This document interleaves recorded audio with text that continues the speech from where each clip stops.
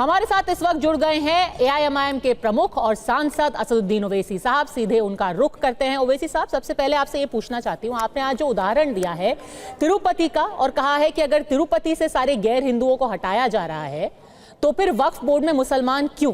क्या इन दोनों की तुलना वाजिब है? क्योंकि एक पूजा स्थल है और दूसरा प्रॉपर्टी मैनेजमेंट के लिए एक बोर्ड है।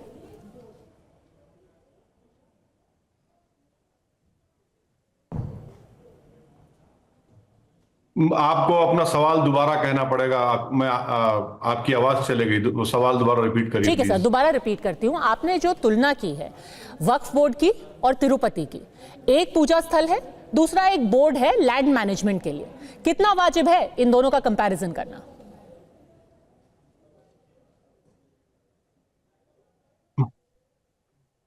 सबसे पहली बात तो यह है कि जो मैं सुन पा रहा हूं आपको, ये तुलना करना के वक्फ बोर्ड पूजा की जगह नहीं है, किसने कहा आपसे? वक्फ बोर्ड जो बनाया गया है आर्टिकल 26 जो कॉन्स्टिट्यूशन का हमारा राइट है रिलीजियस डिनोमिनेशन को, उसके तहत बनाया गया है, जिसमें मस्जिद है। अब मस्जिद में क्या होता है? मस्जिद में इबादत होती है जिसको आप पूजा कहते हैं। दरगाह है जहां पर जिक्र, अल्लाह का जिक्र होता है, वो क्या है? पूजा है। और लोग ये समझने चाहिए कि वक्फ हमारे लिए एक इबादत की जगह है। इबादत से मतलब एक तो नमाज हो गया, कुरान पढ़ना, तो वक्फ करना भी इबादत है। चौथी बात यह है कि वक्फ की जितनी प्रॉपर्टीज हैं वो पब्लिक प्रॉपर्टी नहीं है। ये एक झूठ बीजेपी आरएसएस पूरे देश में फैला रही है। ये हमारे बुजुर्गों की खून की गाड़ी कमाई, उन्होंने अल्लाह को उसका मालिक बनाकर उसको वक्फ कर दिया। अब आप बोल रहे हैं क्या वक्फ बोर्ड कोई रियल एस्टेट कंपनी है? मैडम, ये तो है ही नहीं, रियल एस्टेट कंपनी तो नहीं है। आर्टिकल 26 के तहत हमको राइट दिया गया रिलीजियस डिनोमिनेशन को। तो ये बोल देना कि अच्छा, क्या हिंदू एंडोमेंट बोर्ड के प्रॉपर्टीज नहीं है? क्या टीटीडी के प्रॉपर्टीज नहीं है? क्या जितने हिंदू एंडोमेंट बोर्ड के प्रॉपर्टीज जमीनात नहीं है? मैं आपको एक मिसाल दे रहा हूं।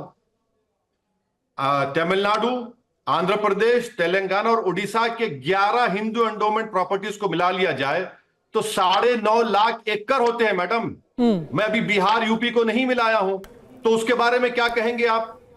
तो ये बोलना बकवास है। ये एक रिलीजियस इंस्टीट्यूशन है, उसका मैनेजमेंट का तरीका है। तो 95 का एक्ट है, और जब 95 का एक्ट पास हुआ 95 में और 2013 अमेंडमेंट से, तो बीजेपी ने उसको सपोर्ट किया था। तो इसको आप क्यों मिला रहे हैं? रियल एस्टेट कंपनी हो गया। अरे भाई, हर जगह इबादत होती है। ठीक है, मंदिर में पूजा होती है, वक्फ की प्रॉपर्टीज में इबादत होती है, ठीक है। आपने दो मुद्दे उठाए हैं, पहले जो तिरुपति वाला मामला है उसको साफ कर लें। आप कह रहे हैं कि तिरुपति में गैर हिंदू नहीं अलाउड हैं, इसीलिए वक्फ बोर्ड में नहीं अलाउ होना चाहिए। पर जैसे फैक्ट्स हैं इस वक्त, तिरुमला तिरुपति देवस्थानम में 44 गैर हिंदू एम्प्लॉइज हैं। 2018 में 44 ऐसे लोग थे जिनको नोटिस जरूर दिया गया था, पर उसके बाद हैदराबाद हाई कोर्ट ने उस पर रोक लगा दी थी। यानी कि गैर हिंदू काम करते हैं तिरुमला में। तो आपके लॉजिक से फिर वक्फ बोर्ड में भी उनको शामिल करने में कोई हर्ज नहीं होना चाहिए? सुनिए, क्या वक्फ बोर्ड में, सुनिए मैडम, सुनिए, वक्फ बोर्ड में दिल्ली एक टेनेंट वेलफेयर एसोसिएशन है, 90% तो हिंदू लोग हैं टेनेंट।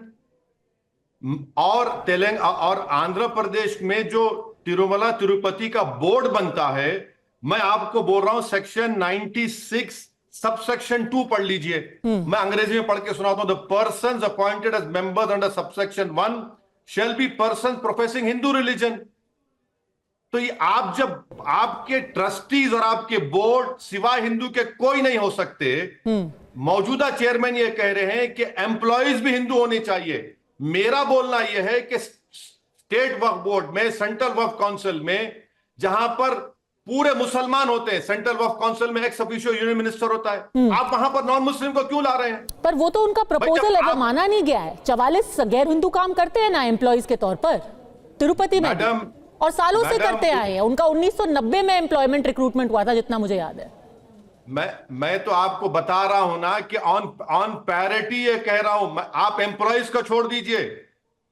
जब एम्प्लॉइज ही नहीं रहना, मैं एम्प्लॉइज भी हिंदू रहना चाहिए, जब चेयरमैन साहब कह रहे हैं, और वो उनको अपॉइंट किया वहां के मुख्यमंत्री ने। अब वो प्रपोजल एक्सेप्ट होता नहीं होता, मैं ये पूछ रहा हूं कि टीटीडी के बोर्ड मेंबर्स, जो 24 बोर्ड मेंबर है जिसमें एक रिटायर्ड जज साहब भी हैं, वो पूरे के पूरे हिंदू हैं। काशी विश्वनाथ में पूरे हिंदू हैं, ओडिशा में पूरे हिंदू हैं एंडोमेंट बोर्ड में, तेलंगाना, आंध्रा, तमिलनाडु। अच्छा, ये जो बीजेपी के हमारे सिख भाई हैं, एसजीपीसी में कोई नॉन सिख मेंबर हो सकता है? एसजीपीसी में कोई बगैर पगड़ी वाला हो सकता है क्या? बताइए, उनको पूछिए उनको। हम ये कह रहे कि ऑन पैरिटी। अच्छा, आप ये बताइए कि टीटीडी में लड्डू बनते हैं, आपको मालूम मैडम लड्डू कौन बनाता है?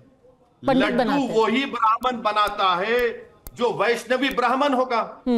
आपके प्रसाद में भी आप कह रहे हैं कि वैष्णवी ब्राह्मण बनाएगा। पर सर, प्रसाद का बनाना और मैनेजमेंट करना जायदादों का, ये तो दो बहुत अलग अलग चीजें हो गई है ना। ना ना ना ना, देखिए, आपको समझना पड़ेगा 1995 एक्ट को। Religious and charitable purposes, religious and charitable purposes है, दोनों में रिलीजियस एंड चैरिटेबल पर्पसेस है।